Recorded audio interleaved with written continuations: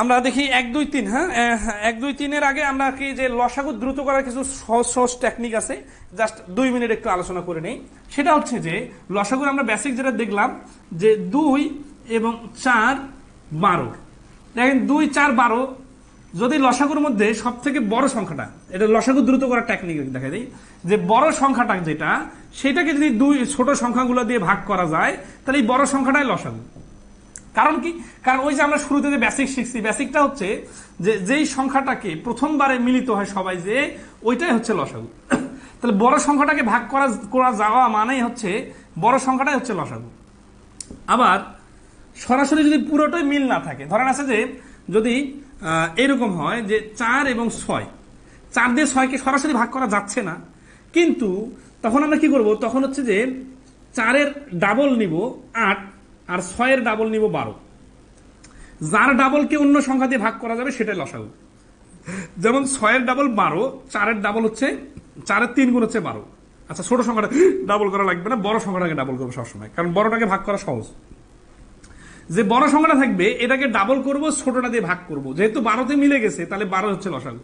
কিরকম আরো দেখি, 12 ধরেন আছে যে এবং হচ্ছে 20, 12 আর 20 কোনটা দিয়ে কোনটা ভাগ করা যাচ্ছে না, কিন্তু আমরা বুঝতেছি যে 12 20 এর মধ্যে হাফ মিল আছে, মানে একটু মিল আছে কোথাও যেন।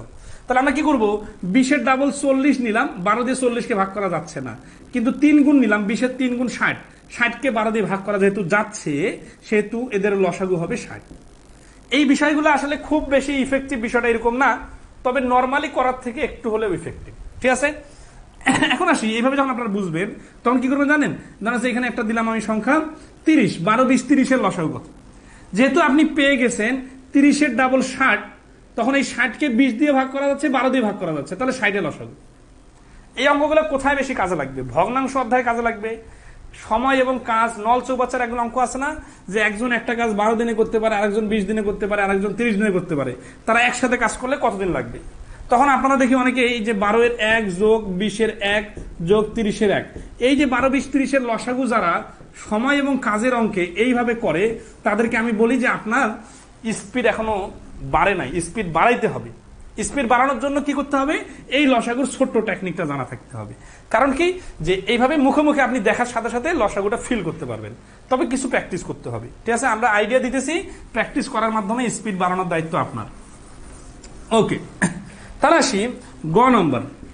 গ নম্বর হচ্ছে যে অমিল থাকলে, তাহলে ওটা হচ্ছে কি আমরা দেখলাম, সেটা হচ্ছে হাফ মিল থাকলে। হাফ মিল কিরকম হতে পারে না, হচ্ছে 12 10, তাহলে 12 দিয়ে এই 10 শূন্য দেখেই বোঝাচ্ছে যে শেষে শূন্যওয়ালা সংখ্যা হলেই শুধুমাত্র 10 দিয়ে ভাগ করা যাবে।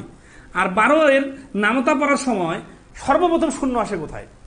12 এর নামতাটা খুলে দেখেন, 2 জায়গায় শূন্য আছে, 5 12 60 আর 12 10 120। তাহলে আমরা যেহেতু প্রথমবার শূন্যওয়ালা সংখ্যা হলেই 10 দিয়ে কাউন্টার করা যায়, তাহলে 12 এবং 10 সর্বপ্রথম মিলিত হবে 60। এই যে আমরা লজিক গুলো বলতেছি, এগুলো কোথা থেকে আসতেছে বলেন তো?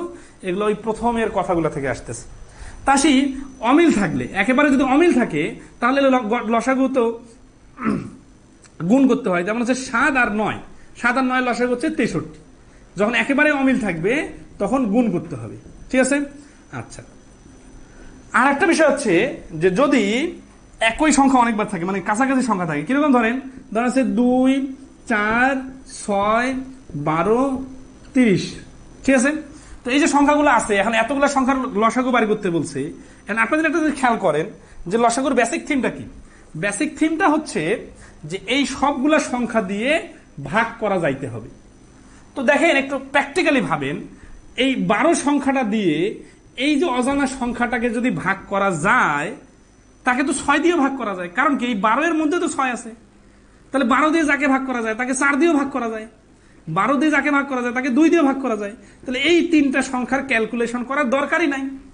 এখন আসেন 12 আর 30 এর মধ্যে দেখতে 30 কে ডাবল করলে হয়ে যায় 60। তাহলে 12 দিয়ে 60 কে ভাগ করা যায়, মানে 30 দিয়ে ভাগ করা যায়, তাহলে 12 আর 30 এর লসাগু হচ্ছে 60। যেহেতু 12 হচ্ছে এদের রিপ্রেজেন্টেটিভ, তাহলে 12 দিয়ে 60 কে ভাগ করা গেলে 2 4 6 দিয়েও এদেরকে ভাগ করা যায়।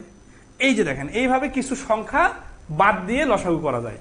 ঠিক আছে, আশা করি পয়েন্টটা সবাই ক্লিয়ারলি ধরতে পারছেন।